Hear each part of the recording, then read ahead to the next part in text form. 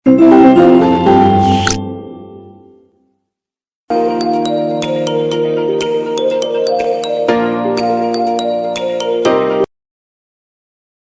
Students, कैसे हैं? स्वागत है आपका अभिनंदन क्लास में।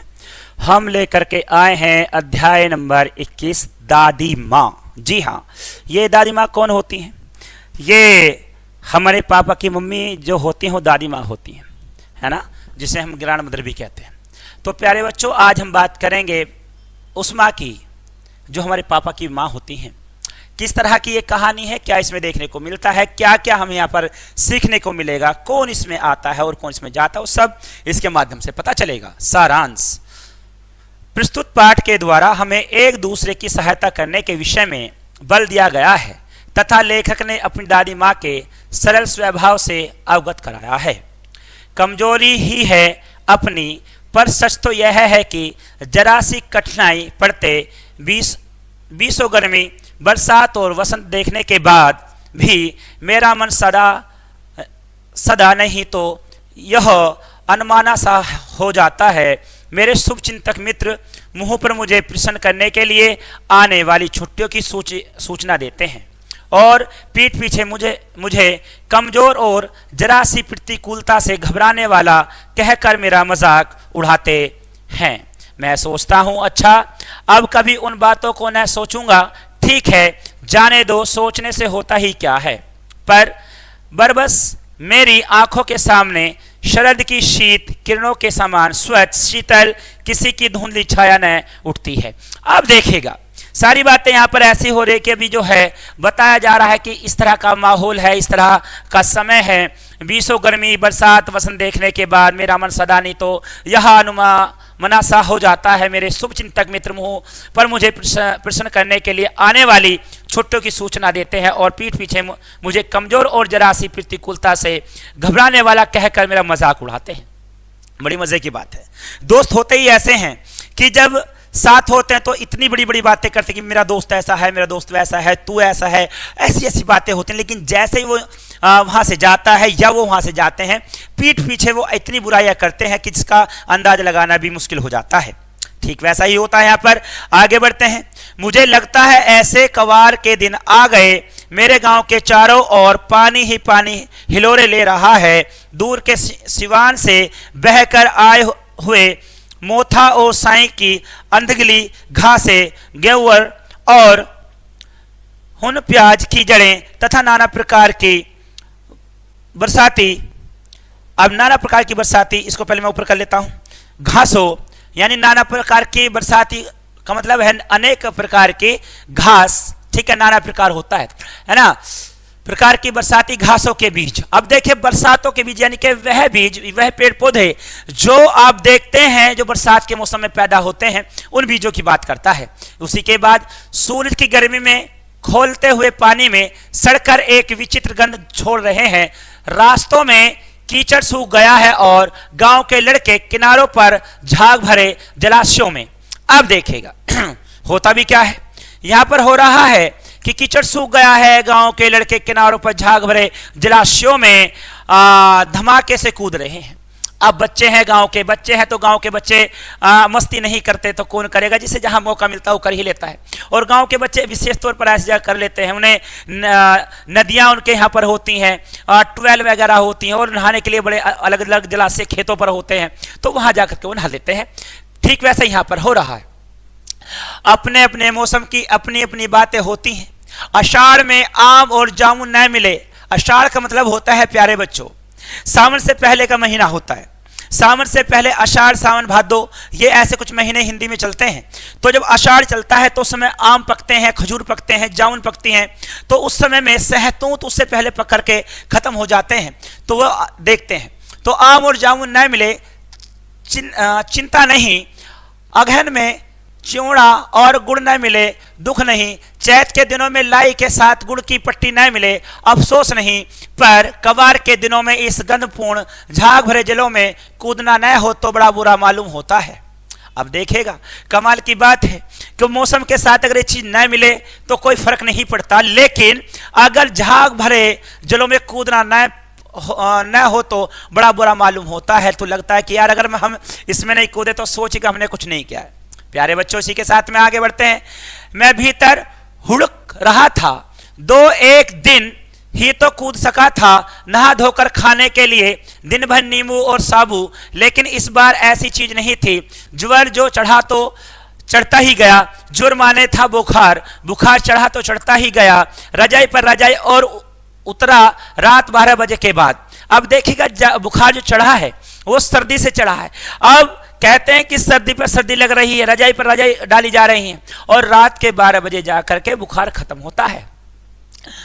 दिन में चादर लपेटे सोया था, दादी माँ आई, शायद नहाकर आई थी। उसी झाग वाले जल में पतले दुबले स्नेह सने शरीर पर सफेद किनाराहीन धोती, सन से सफेद बालों के सिरों पर संध टपके हुए जल की शीतलता आते ही उन्होंने सर पेट छुए, आंचल की गांठ खोल किसी अदृश्य शक्तिधारी के चबूतरे की मिट्टी मुंह में डाली, माथे पर लगाई। दिन रात चारपाई के पास बैठी रहती, कभी पंखा झेलती, कभी जलते हुए हाथ पैर कपड़ों से कपड़ों से सहलाती, सिर पर दालचीनी का लेप करती और 20 बार छू छू कर ज्वर का अनुमान करती। अब देखिएगा, दादी माँ है, बड़ा प्रेम करती हैं, आ गई हैं, बार बार छूकर देख रहे कि बुखार कितना है, दालचीनी का लेप करती हैं और पूरी वहां पर अपने हाथों से सहला रही हैं, कपड़े माथे पर लगा रही हैं, और उसी के साथ में बार बार छूकर भी देखती हैं कि बुखार अभी कितना है। हांडी में पानी आया कि नहीं, उसे पीपल की छाल से छोंका कि नहीं, खिचड़ी में मूंग की दाल एकदम मिल तो गई है, कोई बीमार के घर में सीधे बाहर से आकर तो नहीं चला गया। आधी लाखों प्रश्न पूछकर घर वालों को परेशान कर देती कि बहुत सारी बातों को, कि खिचड़ी में जो है दाल डाली गई है वो एक साथ हुए या नहीं हुए हैं, कोई आकर के चला तो नहीं गया है, बहुत सारे उनके पास प्रश्नों का अंबर है। इसी के साथ में दादी माँ को गंवई गांव की 50 किस्म की दवाओं के नाम याद थे। गांव में कोई बीमार होता उसके पास पहुंचती और वहां भी वही काम, हाथ छूना, माथा छूना, पेट छूना, फिर भूत से लेकर मलेरिया, सरसाम, निमोनिया तक का अनुमान विश्वास के साथ सुनाती। महामारी और विषुचिका के दिनों में रोज सवेरे उठकर स्नान के बाद लवंग और गुड़ मिश्रित जलधार, गूगल और धूप सफाई कोई उनसे सीख ले। दवा में देर होती, मिश्री या शहद खत्म हो जाता, चादर या गिलाफ नहीं बदले जाते तो वे जैसे पागल हो जाती। अब देखेगा, सारी बातों का वो ध्यान रखती है। गुड़ और मिश्री की बात करते हैं, जलधार की, गूगल और धूप की बात कर रही हैं, सफाई और उनसे सीख लें। दवा देर हो जाती तो उस पर भी विवाद कर देती हैं, मिश्री या शहद खत्म हो जाता उस पर भी बात करती हैं, बहुत सारी बातों का वो ध्यान रखती हैं।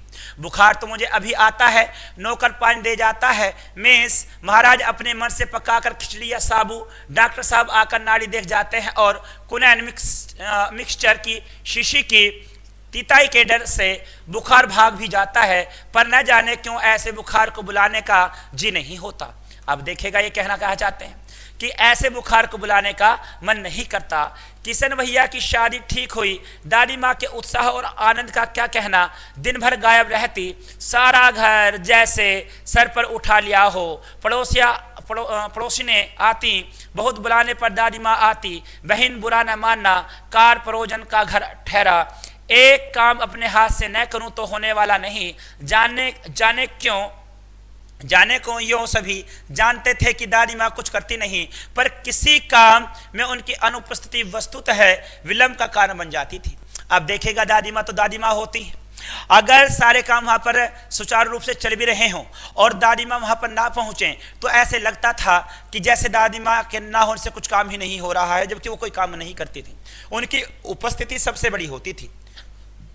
उन्हीं दिनों की बात है, एक दिन दोपहर को मैं घर लौटा, बाहरी निकसार में दादी माँ किसी पर बिगड़ रही थी।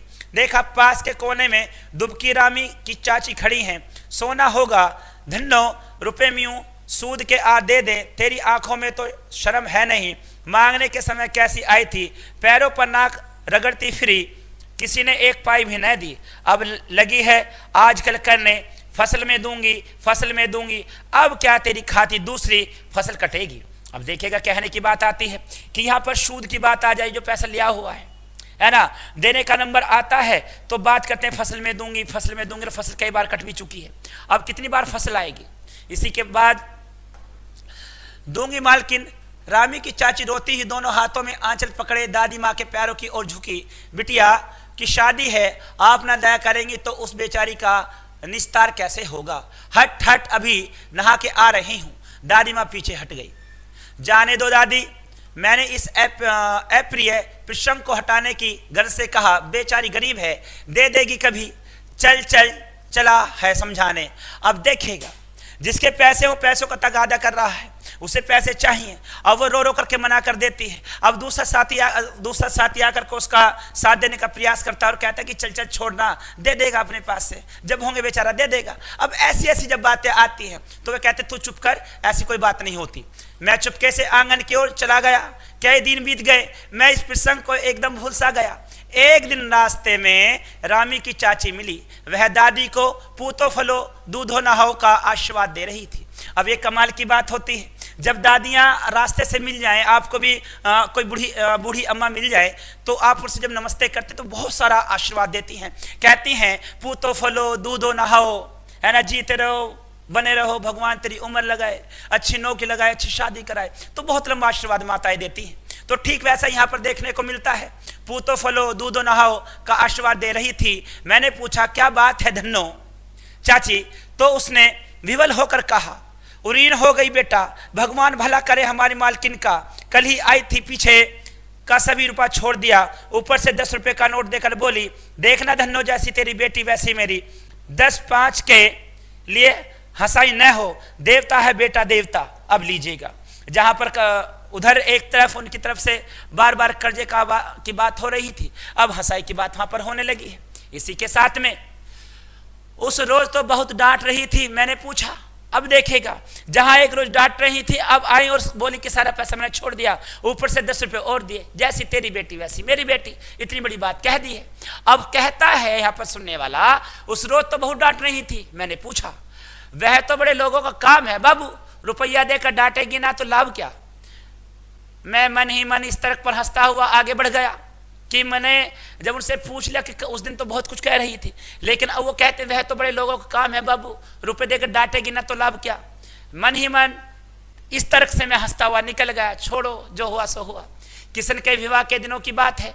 विवाह के 4-5 रोज पहले से ही औरतें रात रात भर गीत गाती। अब ये लीजिएगा, किशन के विवाह की तैयारी होने लगी। आस पड़ोस की महिलाएं आकर के गीत गाने लगी, है ना। विवाह की रात को अभिनय भी होता है। यह प्राय एक ही कथा का हुआ करता है। उसमें विवाह से लेकर पुत्रों उत्पत्ति तक के सभी दृश्य दिखाए जाते हैं। सभी पाठ औरतें ही करती हैं। मैं बीमार होने के कारण बारात में न जा सका। अब लीजिएगा, वहां पर नई नई सारी हटकेलियां होने लगी। सब अपना अपना काम करने लगे हैं। कोई गीत गा रहा है, कोई नाटक कर रहा है, कोई कथा सुना रहा है, सारे काम हो रहे हैं। बीमार होने के कारण अब समय आता है बारात में जाने का, तो बीमार होने के कारण बारात में न जा सका। मेरा ममेरा भाई राघव दालाना क्यों हो गया, दल्लान होना चाहिए था, दल्लान में सो रहा था। वह भी बारात जाने के बाद पहुंचा था। औरतों ने उस पर आपत्ति की। दादी माँ बिगड़ी। लड़के के क्या पर्दा, लड़के और माँ का मन एक सा होता है। अब लीजिएगा, अब वो जो पहुंचा है, दलान में सो रहा था, वह महिलाएं आकर के विवाद कर देती हैं, आपत्ति करती हैं कि ये यहाँ क्यों लेटा हुआ है ना। माँ कहती है तुम पागल हो क्या, ये बेटा है, ब्रह्म और बेटे के सामने कैसी बातें करते हो आप। मुझे भी पास ही एक चारपाई पे चादर उड़ाकर दादी ने चुपके से सुला दिया था। बड़ी हंसी आ रही थी। सोचा कि कहीं जोर से हंस दूं, भेद खुल जाए तो निकाल बाहर क्या जाऊंगा, पर भाभी की बात पर हंसी रुक न सकी और भांडा फोड़ गया। अब देखेगा, वहां ममेरा भाई तो सो ही रहा था, मैं बीमारी के कारण जा ना सका। दादी माँ आती है, कंबल उड़ाती है और कहती है सो जा। मैं सबकी निगाहों में सो जाता हूँ, लेकिन भाभी के जो काम थे वहां पर, भाभी जो बोल रही थी, गा रही थी, सुना रही थी, उसको सुन करके मैं सोच रहा था कि मैं हंस जाऊंगा तो भांडा फूट जाएगा, लेकिन मैं हंसी अपनी रोक नहीं पाया और भांडा फूट गया। देबू की माँ ने चादर खींच ली। कहो दादी, यह कौन बच्चा सोया है, बेचारा रोता है, शायद दूध तो पिला दूं। हाथापाई शुरू हुई, दादी माँ बिगड़ी, लड़के से क्यों लड़ती है। सुबह रास्ते में देबू की माँ मिली, कल वाला बच्चा भाभी। मैं वहां से जोर से भागा और दादी माँ के पास जाकर खड़ा होगा। वस्तुतः किसी प्रकार का अपराध हो जाने पर जब हम दादी माँ की छाया में खड़े हो जाते, अभयदान मिल जाता। अभयदान यानी कि माफी मिल जाती, कोई कुछ नहीं कहता था। ठीक है, गलती हमसे होती थी, हम जाकर के दादी माँ के पास खड़े हो जाते थे, तो फिर कोई कुछ नहीं कहता था। इसी के साथ में आगे बढ़ेंगे। स्नेह और ममता की मूर्त दादी की एक एक बात आज कैसी कैसी मालूम होती है। परिस्थितियों का वात्या चक्र जीवन को सूखे पत्तों सा कैसा नचाता है, इसे दादी माँ खूब जानती थी। दादी की मृत्यु के बाद से ही वे बहुत उदास रहती। संसार उन्हें धोखे का सपना मालूम होता। दादा ने उन्हें स्वयं जो धोखा दिया, वे सदा उन्हें आगे भेजकर अपने पीछे जाने की झूठी बात कह रहे थे। दादा की मृत्यु के बाद कुकरमुत्ते की तरह बढ़ने वाले, मुंह में राम बगल में छुरी वाले दोस्तों की शुभचिंता ने स्थिति और भी डामाडोल कर दी। दादा के श्राद्ध में दादी माँ के मना करने पर भी पिताजी ने जो अतुल्य संपत्ति व्यय की, वह घर की तो थी नहीं। अब देखेगा, बात होती है वहां पर श्राद्ध आ जाते हैं। श्राद्ध के समय में जो खर्चा होता है दादी करती हैं, वो कोई घर की तो थी नहीं, यानी कि वो भी कर्जे के साथ में पूरी की जाती है। दादी माँ अक्सर उदास रहा करती। माघ के दिनों थे, कड़ाके का जाड़ा पड़ रहा था। कहते हैं पूस, चूल्हा घूस और माघ, ये माह का महीना जो होता है ये बड़ा कठिन होता है। ठीक है, जैसे भादो और सावन में या आषाढ़ में गर्मी होती है, ठीक वैसा ही माह और पूस में सर्दी होती है। जाड़ा पड़ रहा था, पछुआ का सन्नाट और पाले की शीत हड्डियों में घुसी पड़ती। शाम को मैंने देखा दादी माँ गीली धोती पहने कोने वाले घर में एक संदूक पर दिया जलाए हाथ जोड़कर बैठी है। उनकी स्नेह का तार आंखों में मैंने आंसू कभी नहीं देखे थे। मैं बहुत देर तक मन मारे उनके पास बैठा रहा। उन्होंने आंखें खोली। दादी माँ, मैंने धीरे से कहा, क्या रे तू यहाँ क्यों बैठा है। दादी माँ, एक बात पूछूं, बताओगी ना। मैंने उनकी स्नेहपूर्ण आंखों की ओर देखा। क्या है पूछ। तुम रोती थी। दादी माँ मुस्कुराई। पागल, तूने अभी खाना भी नहीं खाया ना, चल। अब यहाँ पर बात आती है बात को घुमाने की। वो पूछ लेता कि दादी माँ तुम रोती थी, तो मुझे बताओ क्यों रोती थी। और वो कहते कि पागल तू यहाँ से चल और तू चल के खाना खा ले, है ना। वो बताना नहीं चाहती हैं। आगे बढ़ते हैं। धोती तो बदल लो दादी माँ, मैंने कहा। मुझे सर्दी गर्मी नहीं लगती बेटा। वे मुझे खींची रसोई में ले गई। सुबह मैंने देखा चार पर बैठे पिताजी और किशन भैया मन मारे को सोच रहे हैं, दूसरा चारा ही क्या है। बाबू बोले, रुपया कोई देता नहीं, कितने तो अभी पिछले ही बाकी हैं। वे रोने रोने से हो गए। रोते क्यों हो रहे हो। दादी माँ उनका माथा सहलाते हुए कहा, मैं तो अभी हूँ ही। उन्होंने संदूक खोलकर एक चमकती सी चीज निकाली। तेरे दादा ने यह कंगन मुझे इसी दिन के लिए पहनाया था। उनका गला भरा आया। मैंने इसे पहना नहीं, इसे सहेज कर रखती आई हूँ। यह उनके वंश की निशानी है। उन्होंने आंसू पोंछकर कहा, पुराने लोग आगा पीछा सब सोच लेते थे बेटा। सचमुच मुझे दादी माँ साफ भ्रष्ट देवी सी लगी। धुंधली छाया विलीन हो गई। मैंने देखा दिन काफी चढ़ आया है। पास के लंबे खजूर के पेड़ से उड़कर एक कौवा अपनी घिनौनी काली आंखें फैलाकर मेरी खिड़की पर बैठ गया। हाथ में अब भी किशन भैया का पत्र कांप रहा है। काली चींटियों सी कतारें धूमिल हो रही हैं। आंखों पर विश्वास नहीं होता। मन बार बार अपने से पूछ बैठता, क्या सचमुच दादी माँ नहीं रही। अब देखेगा ये बात आती है तो दादी माँ यहाँ से स्वर्गवास हो जाता है और ये कहानी यहाँ पर खत्म हो जाती है।